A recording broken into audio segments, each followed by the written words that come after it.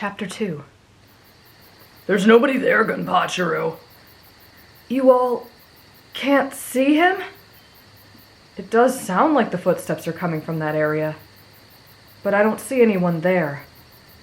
Tanjiro's eyebrows curled upwards in confusion, and he turned back to point at the source once more. But he's right! He vanished. Are you feeling okay, Gunpachiro? Have a shiny acorn I found. Thanks. I'll check you for a fever when we get home, okay, Tanjiro? He looked distressed. But I really saw someone, though. He looked just like That does sound crazy if I say it. Maybe you saw a spirit. That has been known to happen this time of year. Let's keep heading towards the other entrance and maybe we'll see him again. Do we have to? We can go back to the festival instead, right?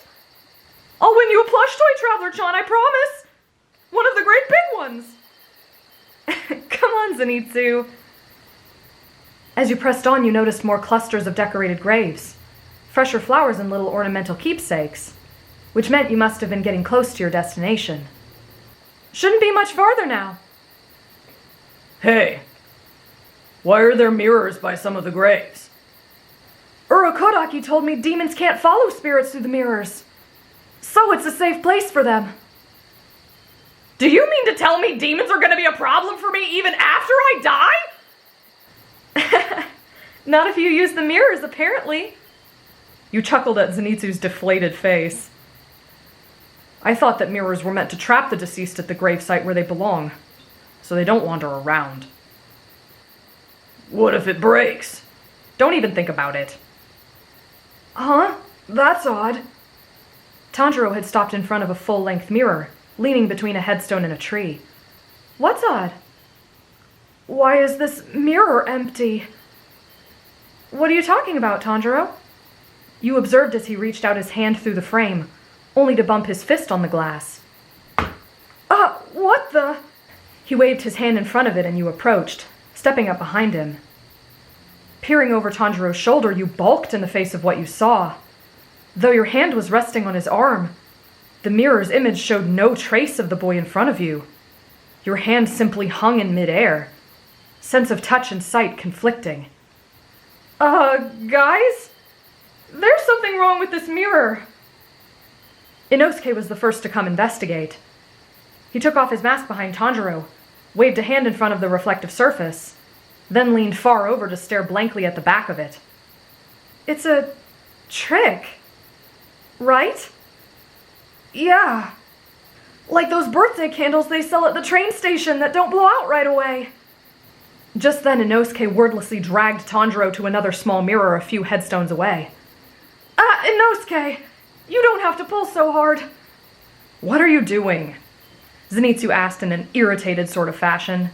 He was feeling impatient and jittery, the way a field mouse must feel when being watched by a hawk, and wanted to get out of this graveyard as fast as possible. He's not in this one either! What's happening? You asked shakily and Zenitsu finally stomped over. Would you hurry up? What? Where's your reflection? He jumped back, gawking at Tanjiro like he was going to be eaten. Have you been a ghost all this time and never told us? There's no way that's possible, Zenitsu. In an unexpected display of emotion, Inosuke abruptly burst into tears and latched onto Tanjiro. I knew I shouldn't have taken all those rice balls you gave me. My subordinate is too weak to fight the dead. It's my fault. I'm a horrible leader. Are we getting pulled into the spirit world? Zenitsu latched onto you the same way Inosuke tackled Tanjiro. I told you we shouldn't have disturbed the dead! Traveler-chan, at least kiss me goodbye. We can die on the same side of the river and be together. I don't want to die alone. Zenitsu, get down. I'm sure there's a perfectly reasonable explanation for this. Inosuke slipped down to his knees and Tanjiro patted his head in an attempt to console him. I wonder if this has something to do with the fortune teller that touched my hand earlier. An epiphany washed over both of you, and you realized that must have been the case. Nobody touched Tanjiro! What if the curse is contagious? Inosuke let go of the water swordsman immediately, frantically trying to shake the invisible force off his hands, and wailed even louder.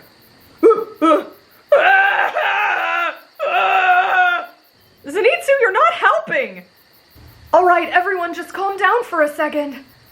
I know you're scared, and we don't know why this is happening. But it's just a reflection. Assuming the worst in this is some kind of curse, at least she didn't take anything that I really needed. You're taking this a little too well, Tanjiro.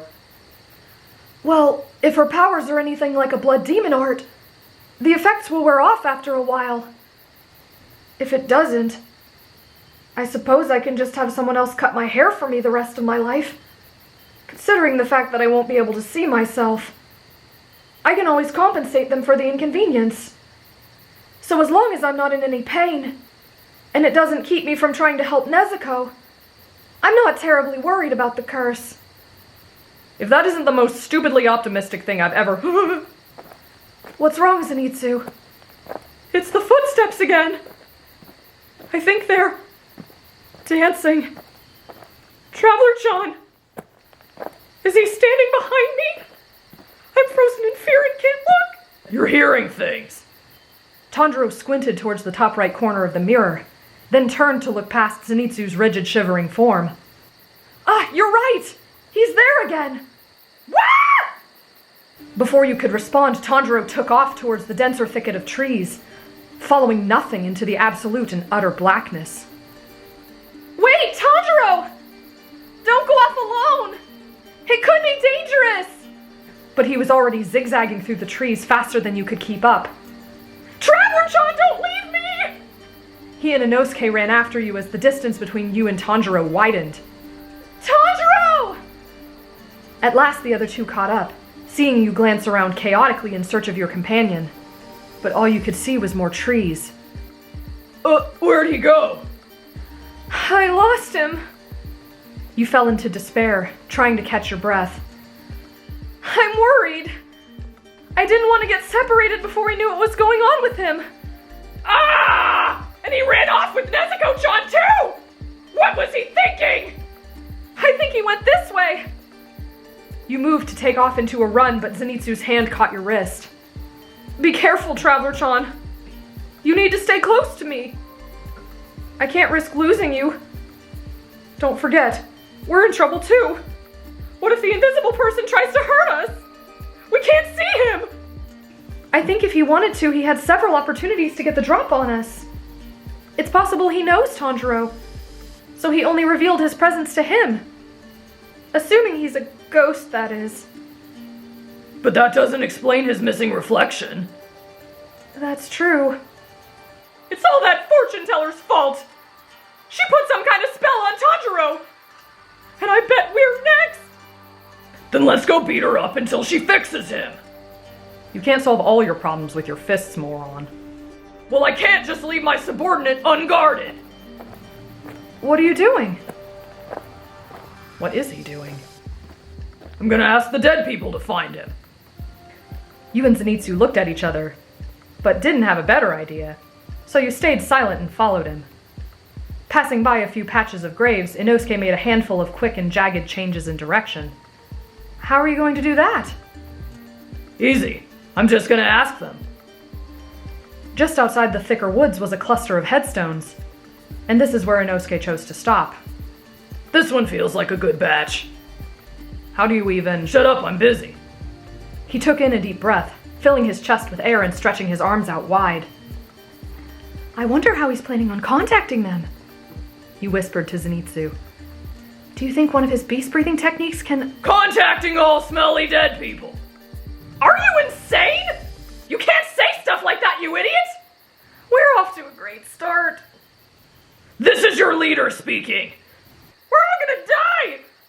I ask that you take us back to our friend Gunpachiro. They're not gonna know who that is. He wears green! And has a scar on his forehead. That's how you'll know it's him. Inosuke, I don't think this is gonna work.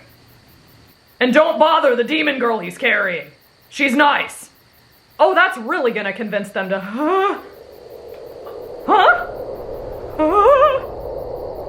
A visible shiver ran down Zenitsu's spine, and there was a notable pickup in the wind. It blew your hair in all directions, and the dew-shining grass caught the moonlight in rapidly changing patterns. I think we made them angry! Should we run? No! Look! I don't believe it. Told you it'd be easy.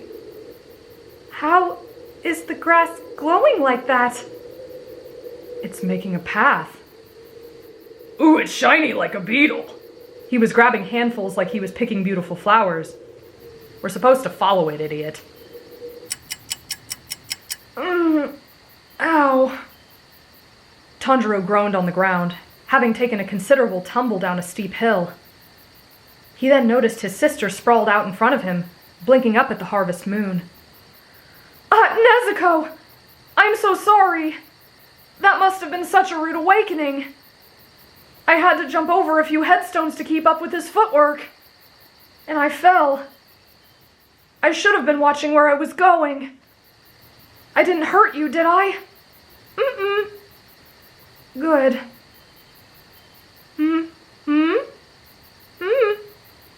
Oh, the others? I got so distracted that I must have left them behind. I shouldn't have done that. They're probably really worried considering all that's happened tonight. I can tell you about it as we look for them. Do you want to get back in your box? Mm-mm. No? You want to walk with me for a bit? Thanks, Nezuko. You always know when I need some company. I'm feeling a little lost. Not in the literal sense, but I saw someone a little while ago. This is going to sound really outlandish, but the man I saw, he was wearing Father's regalia and dancing his exact Kagura. He even smelled like I remember Father smelling. But I can't help but think now that it was just wishful thinking that tricked my senses. I miss them so much. I thought it was him. But it couldn't have been, right? They're gone. He's gone. Ah! What's that light? Sunrise! Get behind me, Nezuko! Wait, it's too early for sunrise. What is that light? It's so bright. What is it? Tanjiro. Who's there? Huh? A vibrant luminescent green lit your path on the tips of many blades of grass, not unlike the glow of fireflies in the muggy summer months. The three of you had broke into a run, Zenitsu now leading you by sound. Finally, you saw two familiar figures kneeling alone in a clearing. Ah, we found them! Nezuko's awake now too! Zenitsu slid down the side of the steep rocky hillside in a much more poised manner than you thought him capable of. Wah! Why are you crying, Nezuko-chan? When you got up close, you noted tears glistening on Tanjiro's cheeks as well. Are you two all right? Tell us what happened, Tanjiro. It was him. Father. Huh? He walked for days to find me and led me back to our family. My brothers and sisters. Mom. She said she was proud of me. It really was a gift. It wasn't a curse. Are there any demons in the afterlife? Did you ask them? No. They're fully at peace. They came to find me. And I found out we're the ones who are lost. It takes our whole lives to find our way home. The end. Hey everyone, I hope you enjoyed my Kamaboko Halloween Special. I was going to write the encounter between Tanjiro and his family, but I didn't want to make y'all cry on Halloween, so Also, check out the Screaming Zenitsu pumpkin I made for Halloween. It didn't turn out that great, but I like it. Happy Halloween, everybody! More spooky stories to come. Bye!